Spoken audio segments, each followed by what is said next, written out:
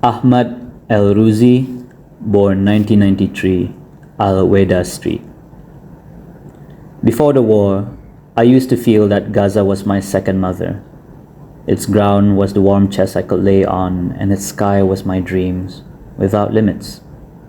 The sea would wash away my worries, but today I feel it's an exile. I stopped feeling it's the city of my dreams. In the war, the main electricity pole was hit by a huge rocket. All my uncles were at home with us, and the electricity went out. But there was another line working near to the house. I went to our neighbor and asked him for an extension so we could connect to the second line. Once we were connected and our house was lit, he came to take the extension back. We had a huge fight. In war, everyone thinks about themselves. During the war, a lot of people had 20 bags of flour and never had a shortage of gas, whilst others didn't have a piece of bread. They were asking their neighbors for bread and they wouldn't give them any. Most people locked up their things under lock and key and decided not to give anything to anyone. But others were good and helpful. Back to our topic. We didn't agree to return the connection to him even though it was his extension that we were using. And for the first time, I realized how bad we can be. We were punished on the spot. The house next to ours was bombed and split in 2 pieces, and half of it fell on us. We left the connection and electricity and everything and ran away to my uncle's house next to the municipal park. My uncle's house is close to a government building, and in the evening people started saying that building will be bombed, and if it was bombed, my uncle's house might disappear from existence. We sat there not knowing what to do or where to go. My dad kept reassuring us, "Don't worry, don't be scared, nothing will happen." We stayed like that till midnight. We kept hearing rockets and explosions, and my dad kept saying, "Don't worry and don't be scared." But suddenly he said, "Follow me, we're going back home." And he started shaking. All of us started shaking with him. My mom started screaming and my uncle was in really bad shape. Anyway, all of us ran away in the middle of the night with my uncle's family. We ran home, couldn't believe it when we got home. Till today, I don't remember where we slept or how. The important thing was that we were away from that building. We found that our neighbor had taken the electricity connection and we spent the night in darkness while his house was lit. I felt he was right to take his connection back. After that, my dad got a connection complex. He bought 3 electric cables and 6 gas balls, 2 electric pans, 20 neon lights, 20 packs of candles, 6 packs of cans, 10 packs of wires, 6 flashlights, and 2 boxes of batteries. We're living in war, and we have to be careful till things get better. I got a complex worse than all others. It's as though I was generous before the war, or maybe I didn't know the value of things, because I couldn't believe that there will be a day when I wouldn't find a drink of water or a piece of bread. But after the war, I became super careful with everything and anything. I started barely sweetening my tea, and if I broke a loaf of bread, I wasn't allowed to finish it. I lost my appetite for food and I became really economical. My dad says, Ahmad always has his pocket money. Of course, because I take it and save it in case there's another war. I feel like I'm married with 10 kids. I'm scared of life, of everything, of the smallest things, always worried. I feel that all of Gaza is sitting on moving sands. Any madness you can imagine can happen in a second in this place, and a lot of dreams may come true too. It's a strange city with no logic. China is now a third of the world, and they all work but can barely make enough shoes and shirts for Gaza. Gaza consumes everything, and the world attacks it, but it keeps pretending nothing is wrong. Actually, Gaza is full of poverty, and there are people who pick their food from the garbage. The tragedy is that things keep getting worse, and the biggest tragedy is that there's nothing to stop that happening. Every pit has a bottom, except Gaza. I dream of living one day in freedom, and I don't think that's a big dream, but it's hard to come true. My dream is also to end the Palestinian division, which is giving us schizophrenia. I'm tired of thinking, but I can't stop it. But we have to plea, and God will provide. And to you folks, goodbye. Ahmed Toha, born 1996, Al Daraj.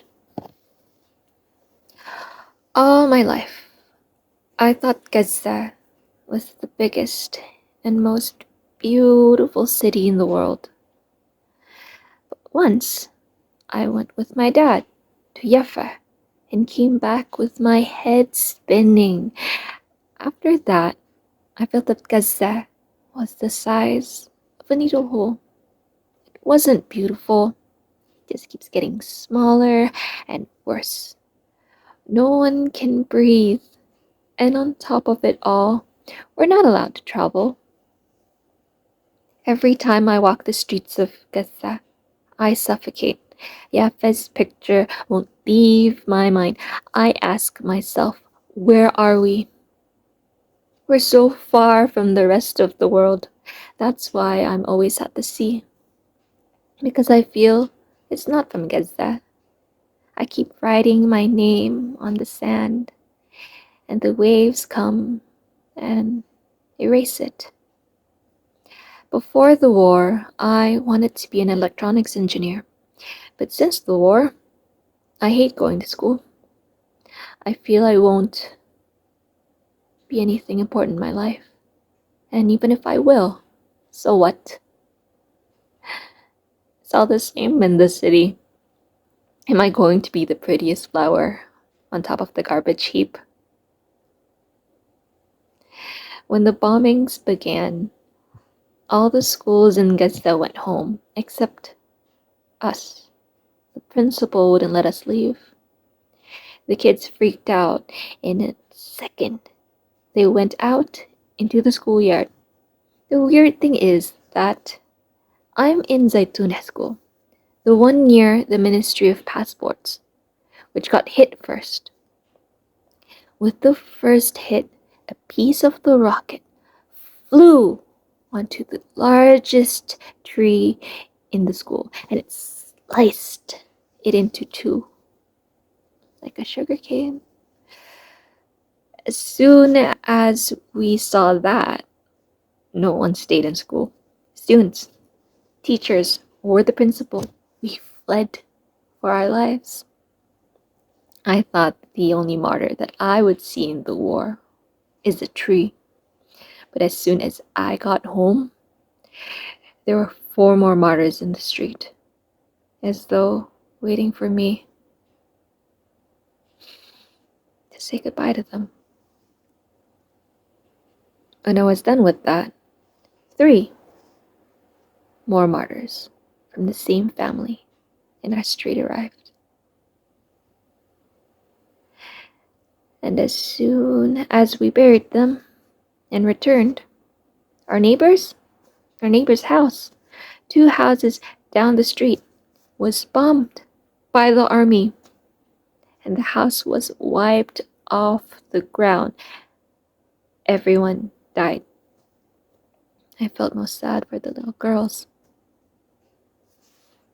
I felt the war was targeting me alone out of all the people in Gaza. All day I've been seeing martyrs. In the Shifa hospital, I saw a sight that I will never forget. Hundreds of corpses, one on top of the other. Their flesh, their blood, and their bones all melting on each other. You wouldn't know the woman from the man or even the child. Piles of flesh on the beds, and lots of people screaming and crying, not knowing where their kids are, their men or their women. And that night, I came home from hospital and was awake till morning from fear. I thought that it would only be that night I couldn't sleep. But till today, I see them in front of me. I can't sleep.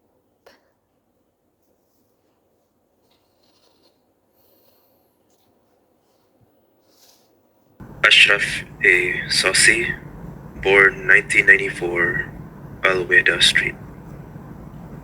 All the neighborhood kids loved him. He was calmer than a breeze. He would take his pocket money from my father and give it to me. Everyone loved him. His friends came and he went with them to school. They went out running like butterflies, flying off the ground like the world was created for them. The Israeli planes were in the air. The sound of the helicopter was like a monster waiting to pounce on its prey. A car of wanted men was driving along Yarmouk Street, and the butterflies were near the car. The butterflies didn't know that this car would be the fire that would burn them. A rocket fell on my car. A rocket fell on the car. My brother Tarek flew 5 meters off the ground. He flew higher than the car, then came down walking. Nothing was the matter with him. The ambulance came and took the corpses. People told him to get into the ambulance, but he told them, "Nothing is the matter with me." And he kept going to school. 100 meters later, he put his hand on his heart and fell down, a martyr. I was in the street waiting for the school bus, and my sister told me to go see what's going on. I did, but I didn't see Tarek, and I went on to school. While I was in class, my uncles came and told me, "You will take 3 days off school." I didn't suspect anything. We got in the car. My uncle told the driver to turn off the news. Then I started getting suspicious because my uncle loves the news. We got home and there was a big crowd of people around. Before I went down, I saw my father sitting on the chair, crying.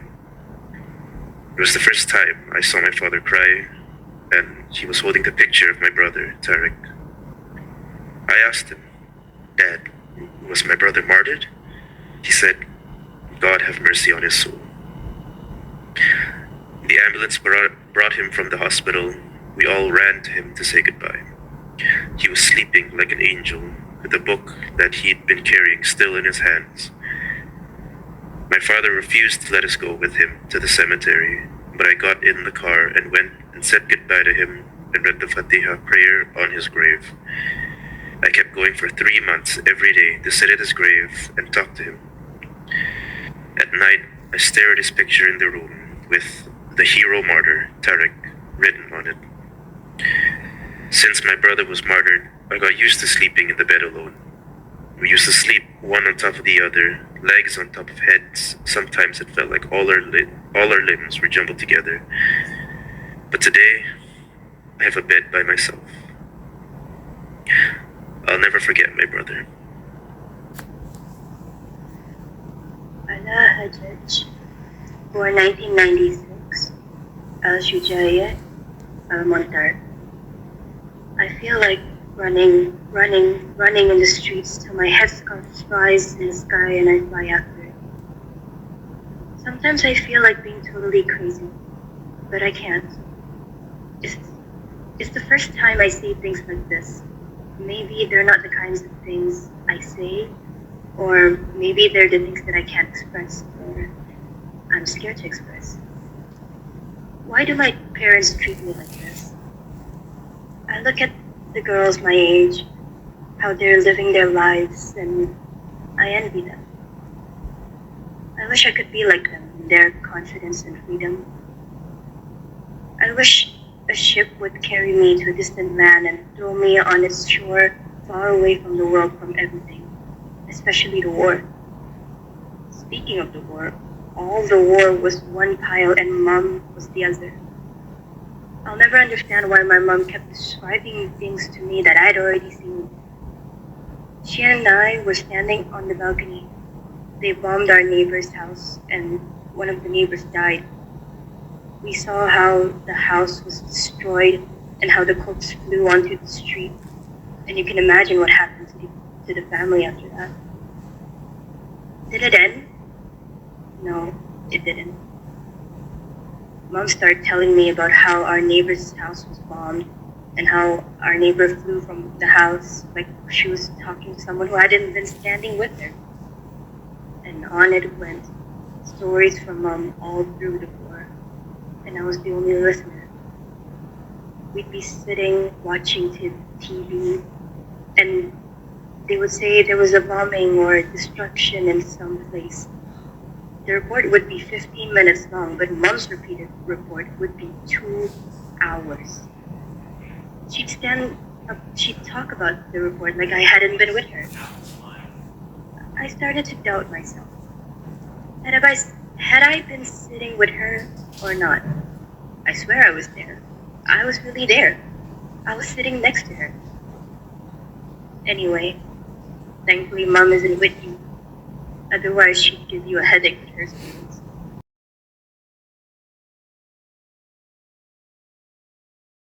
This is a story of Anas Abu Ita, born in 1995, ASHTAR. Since I was a small kid, I've dreamed of being a famous football player. I believe I will fulfill my dreams. But today, there are a million obstacles in my path. Before, there were no playing fields for adults or even kids. Then the siege came and made everything worse. If I was the Prime Minister, I paid most attention to the Ministry of Youth and Sports. I would build playing fields everywhere, especially in schools, and I let the students play freely, not to be kicked out by the school guard. And I abolish all club fees and preserve all parks. But dreams, security, hope, and the future are all words that lose their meaning in a city that kills the smallest dream possible. I was a goalkeeper, and my friend Muhammad kept telling me I'm going to get a goal. But I always stop his goals. On the 7th of January 2009, a day in the war, I was sitting at the door of our house and it was foggy, and someone came to tell me your friend Muhammad was martyred. Of course I didn't believe it. I went looking for my friend and I was really scared of the idea of death. I got to the mosque and saw the closest friend in my life, Muhammad, wrapped in the flag of Palestine and torn into pieces. I cried a lot. And I was sad because I couldn't hug or kiss him. And I started holding him. We took him to the cemetery and buried him, and I kept sitting there telling him I love him. And I was really upset because he left me alone in this world. As I was leaving the cemetery and there was heavy bombing, I felt that the angel of death was following me and not leaving me alone. But thank God, I'm still alive. Ahab Elayan, born 1994, Al-Saftawi Street. From when I first became aware of the world, I've had limited thinking. Life for me was to be born, grow up, get married, have kids, work, raise them, feed them, educate them, marry them off, and then die. But after the war, I found that life is much harder than that. It turned out that every small step we take has a million dots behind it. I'm scared of not finding work when I grow up because wherever I go, I see men sitting in front of their houses with nothing to do. It's what scares and saddens me the most. That's why kids in Gaza took responsibility and were denied their childhood since birth. My mother always used to say, Ihab is the best one of my kids because I was always at home, never had any problems. When the war started, my father locked us out at home because of how scared he was for us. 2 hours later, I was born. I went out to walk around our house, but this time, the walk was different. I was afraid to walk near the cars in case they were bombed. And all the time, I kept looking up at the sky in case a plane would come and bomb me without me knowing. I was terrified, even though the Saktawi district didn't see a lot of activity. I went back home running as though from something terrifying and stayed at home till the war was over. After the war, my life changed a lot. My relationship with people and the neighbors improved. I became known to the men of the neighborhood and started playing checkers with the old people. I started spending all my time outside the house.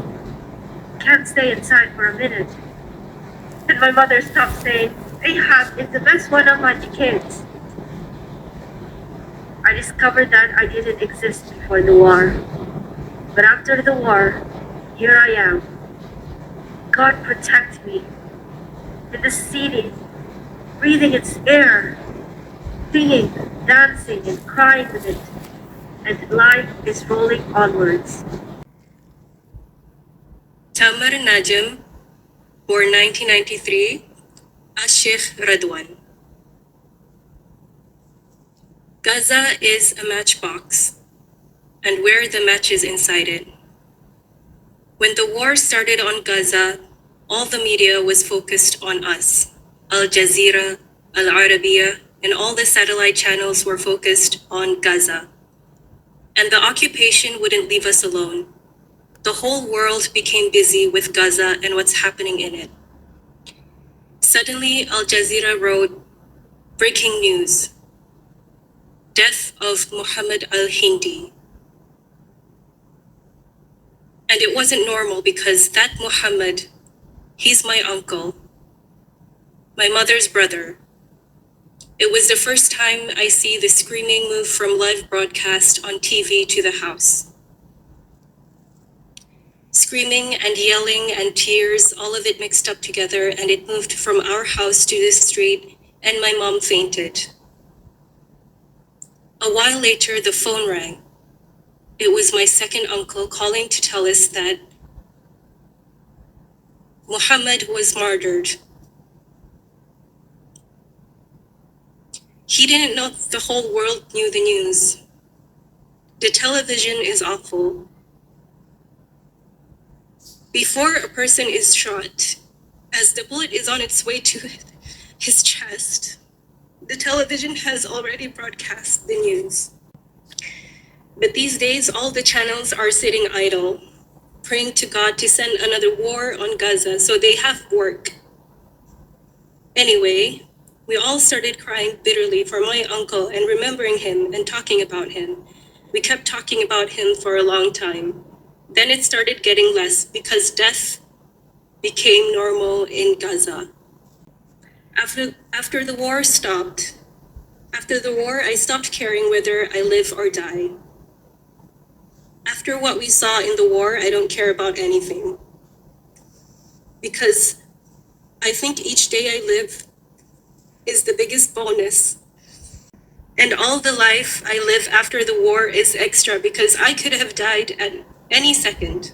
You know, I'm sick of the city, even though I love it, and I'm sick of the people too. Sometimes I feel that I know the 1.5 million who are in Gaza. There is nothing new. The same day is repeated every day. I feel like traveling, like changing scene and faces, As soon as I wake up every morning, I see the electricity pole in my face. I wish I'd wake up one day and not find it there. Each day, Abu Ibrahim stands at the door of the supermarket. In Arbit, the bean seller is selling his beans. And Abu al-Abid is sitting at the door of his house, afraid that his house would run away. Umar Ibrahim is standing with Hassan. I know the taxi drivers one by one. I know who takes you to the city and who goes to the beach. It's soul draining. The only hour that's different in my life is the one when I come in the theater practice. It became my work and mission. I wait for it impatiently. Without the theater, I would have gone crazy. When I grow up, I want to be a big actor. I've loved acting since I was a kid. But any institution that I used to go when I was a kid threw me out a few days later. But this time, it's different. Taima Okasha, born 1997, at Tufa. Macaroni, mujadara, noodles, and cans of all shapes and colors. Made in Morocco, China, Sri Lanka, Pakistan, Somalia. And the date of expiry doesn't matter. In the war, all the streets were filled with empty cans. A lot of kids wounded their legs on the empty cans. The occupation was leading a war on us in the earth and sky, and we had declared a vicious war on food. We used to eat 100 times a day. Whenever we opened our eyes from 6 in the morning till the next day, 6 in the morning, we'd be eating. I thought only our house was like that. But when I asked, they told me all Gaza went crazy for food. I thought the state of war and the scenes of martyrs and destruction would affect people's appetite for food. But it seems that the state of fear, horror, and worry makes people more hungry and they eat more. It could also be that the whole family was at our place, especially the girls. They competed on who could take tastier food, and my poor father couldn't keep up, carrying bags of food of all shapes and colors. The food we ate in 20 days of war was enough for a year. And the problem was, every time I said I don't want to eat, I ate more. When I grow up, I want to be a journalist, or a lawyer, or a prime minister. A journalist so I could photograph the beauty and simplicity in Gaza because I love it. I love its salt, sand, and air, and I can't imagine living anywhere else. A lawyer so I could defend all the deprived and mistreated people in the city because I don't like seeing anyone suffer in it. And I wish I could be the prime minister so I could forge law and order on the city because that's where the solution begins.